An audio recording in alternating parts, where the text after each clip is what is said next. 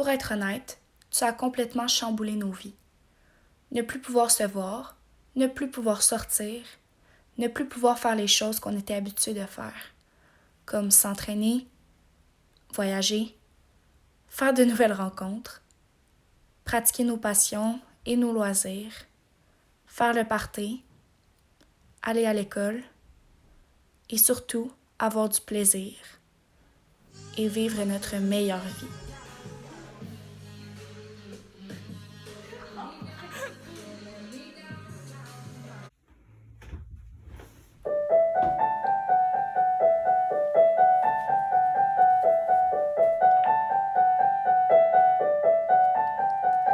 Tu étais imprévisible, inimaginable, inconcevable. Jamais n'aurais-je pensé être enfermée telle une pauvre prisonnière. Je débarque de l'avion et je réalise qu'il n'y a personne dans l'aéroport.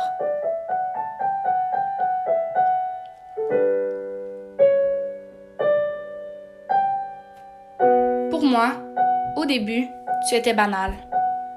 Tu n'étais pas aussi dangereuse et tu ne te propageais pas aussi rapidement que les nouvelles le disaient. C'est 1918 cas, 1666 décès malheureux. Ça a été comme une bombe quand j'ai appris qu'à cause de toi, je ne pouvais plus voir mes amis et ceux avec qui je venais de passer la meilleure semaine de toute ma vie.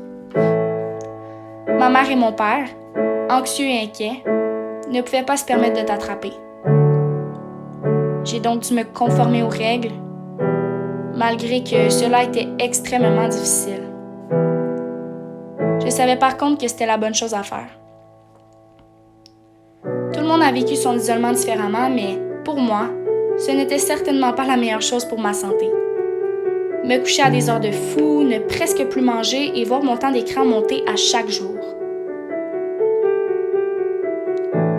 Je me suis par la suite reprise en main, car je ne voulais pas te laisser la satisfaction d'avoir un aussi gros impact sur moi. J'ai recommencé à m'entraîner, à travailler et à en profiter pour entreprendre des projets que jamais je n'aurais eu le temps de faire. Ce qui a été le plus difficile est de ne pas pouvoir voir mes amis, de ne même pas pouvoir les serrer dans mes bras pour leurs anniversaires. Mais plus particulièrement de me rendre compte que tu m'as enlevé une des meilleures parties de ma vie et que la plupart de mes projets sont tombés à l'eau. Moi qui croyais que j'allais vivre mon secondaire 5 comme quelqu'un de normal, j'avais tort.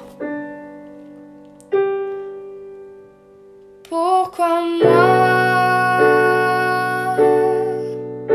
Pourquoi nous? Pourquoi moi? Pourquoi nous?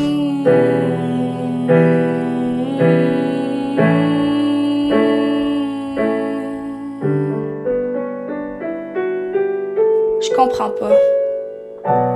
Plusieurs choses me manquent énormément, dont le sentiment de liberté que j'avais constamment avant que tu arrives. Je vivais chaque jour comme si c'était le dernier et j'avais constamment un but ou une aspiration. Les petites activités qu'on considérait banales, en réalité, valent beaucoup. L'école, étonnamment, tout cela me manque.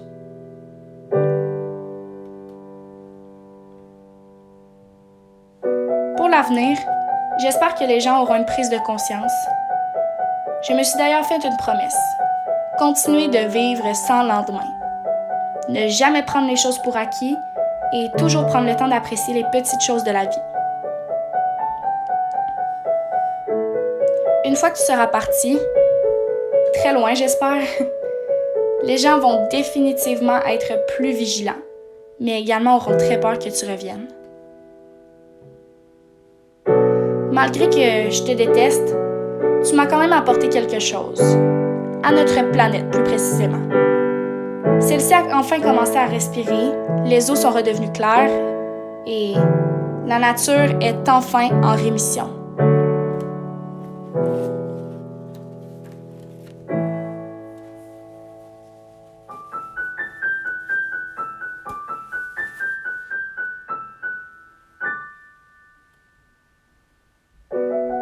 Pour finir, j'ai un message pour toi, chère pandémie destructrice.